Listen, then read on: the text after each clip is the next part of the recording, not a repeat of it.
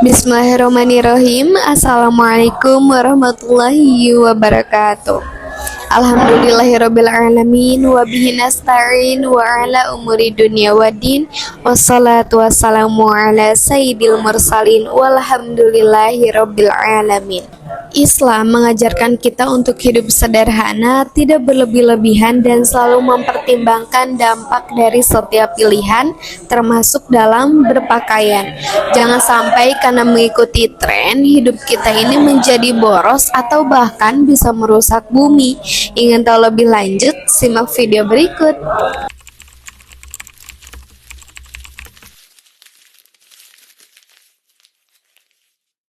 Siapa di sini yang punya baju banyak banget tapi selalu ngerasa nggak punya baju? Jangan-jangan kamu termakan fast fashion. Apa itu fast fashion? Fast fashion adalah model bisnis dalam industri pakaian yang memprioritaskan produksi pakaian dengan cepat, harga yang murah, kualitas rendah, dan mengikuti tren-tren terkini. Terus, dampaknya apa? Kan kita bisa beli baju dengan harga yang murah. Dampak dari fast fashion itu ada banyak banget. Dimulai dari dampak lingkungan. Pertama, adanya polusi air karena pewarnaan tekstil yang melibatkan bahan-bahan kimia. Dan faktanya, sekitar 20% pencemaran air industri global disebabkan industri tekstil.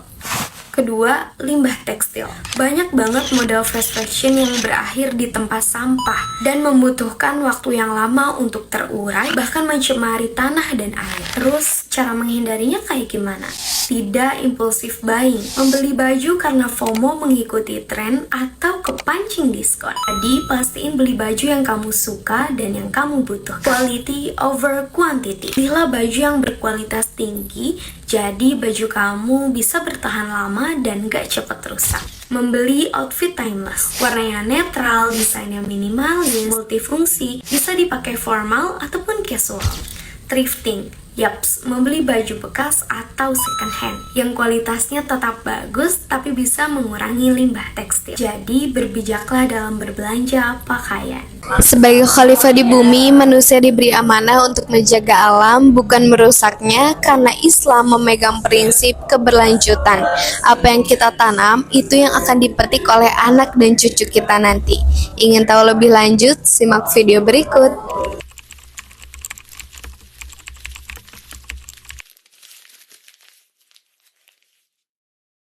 Siapa yang pengen kehidupan anak dan cucu kita nanti terpenuhi kayak kita sekarang? Salah satu cara untuk memenuhi kebutuhan anak dan cucu kita nanti yaitu dengan sustainability.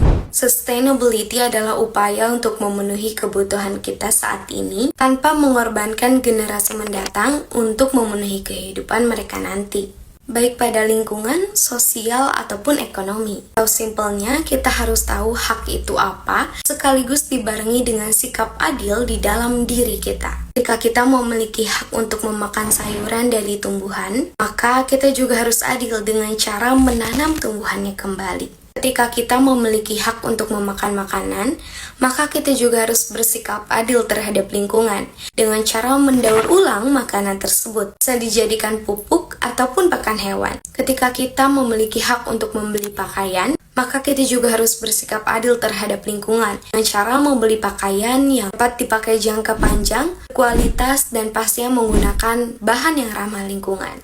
Jika kita memiliki hak untuk memperkerjakan karyawan, kita juga harus adil terhadapnya dengan cara memperlakukan karyawan dengan baik atau memberi upah sesuai dengan pekerjaannya.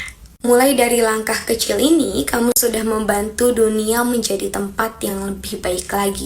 David Brower mengatakan, kita tidak mewarisi bumi dari nenek moyang kita, tapi kita meminjamnya dari anak dan cucu kita. Man arafa nafsahu faqad arafa rabbahu. Siapa yang mengenal dirinya, maka ia akan mengenal Tuhannya. Islam mengajarkan kita untuk mengenal diri kita sendiri supaya kita bisa menemukan arah hidup yang sesuai dengan kehendak Allah. Ingin tahu lebih lanjut? Simak video berikut.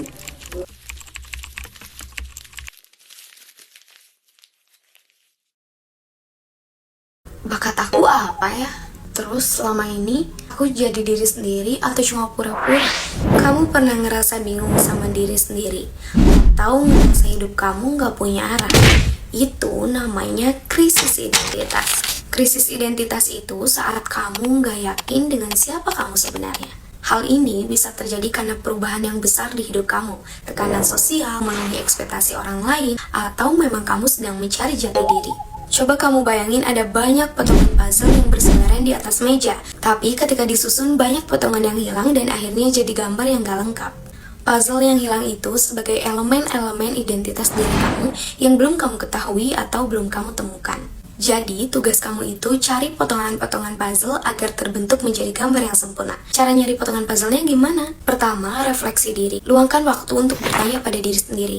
Apa sih yang kamu suka dan apa sih yang penting bagi kamu? Kedua, bicara dengan ahlinya. Ngobrol dengan terapis atau konselor bisa ngebantu kamu banget. Mereka bisa ngebimbing kamu untuk mencari jati diri. Terakhir, dan yang terpenting, eksplorasi diri. Mencoba segala macam kegiatan baru. Jadi, harus berani memulai.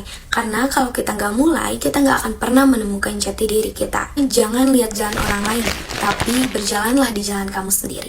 Ingat, krisis identitas bisa jadi kesempatan untuk kamu tumbuh dan menemukan siapa kamu sebenarnya. Islam adalah agama yang mengajarkan toleransi. Meski kita meyakini bahwa Islam adalah kebenaran, tapi kita tetap diajarkan tentang menghormati perbedaan. Oleh karena itu, ketika kita mengetahui mengapa hanya ada 6 agama yang diakui di Indonesia, itu adalah salah satu sikap dewasa seorang muslim. Ingin tahu lebih lanjut? Simak video berikut.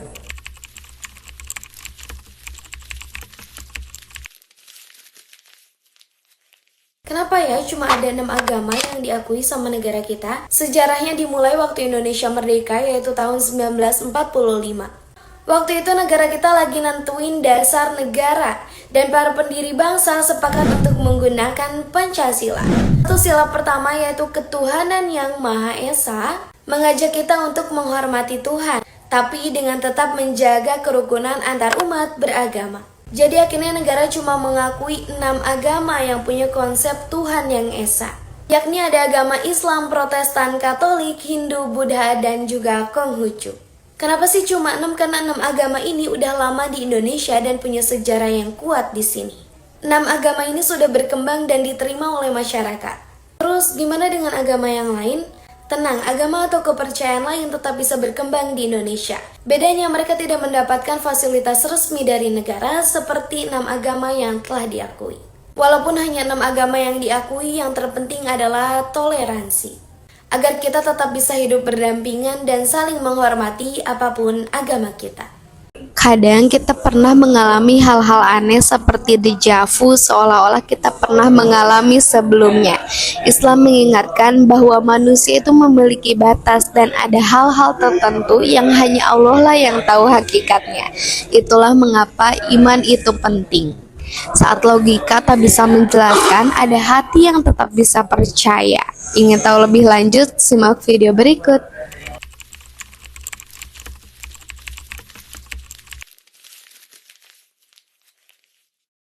Siapa yang suka ngerasa kayak udah pernah ngelakuin sesuatu yang sama persis? Nah, itu namanya deja vu.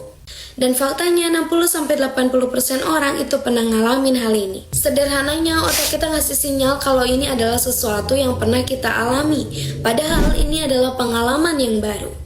Ada lebih dari 40 teori yang coba jelasin tentang deja vu. Salah satunya bilang kalau deja vu itu bisa dipicu oleh gangguan pada otak, seperti pada epilepsi, mana bisa bikin kita kehilangan fokus. Ada juga yang mengatakan deja vu bisa terjadi karena kita tidak sepenuhnya mengenali objek atau situasinya. Misalnya pas lagi di mall kamu ngerasa kayak udah pernah ngeliat seseorang, padahal itu baru pertama kali. Bahkan penelitian juga mengatakan kalau orang yang suka nonton TV, jalan-jalan, atau sekedar bermimpi, itu bakalan lebih sering ngalamin deja vu. Kenapa sih kok bisa kayak gitu? Karena mereka punya banyak informasi yang ada di ingatannya. Jadi ketika ada sesuatu yang mirip, otak kita kayak ngerasa udah pernah ngalamin hal itu. Deja vu itu bukan hal yang aneh, cuma cara otak kita ngolah ingatan kita. Gimana? Kalian pernah nggak sih ngalamin dejavu? Dakwah itu bisa lewat lisan, perbuatan, atau juga bisa lewat konten-konten seperti ini karena Islam bukan sekedar agama, tapi Islam adalah panduan dari setiap sisi kehidupan. Yuk terus belajar, berpikir, dan terus mendekatkan diri kepada Allah. Terima kasih. Wassalamualaikum warahmatullahi wabarakatuh.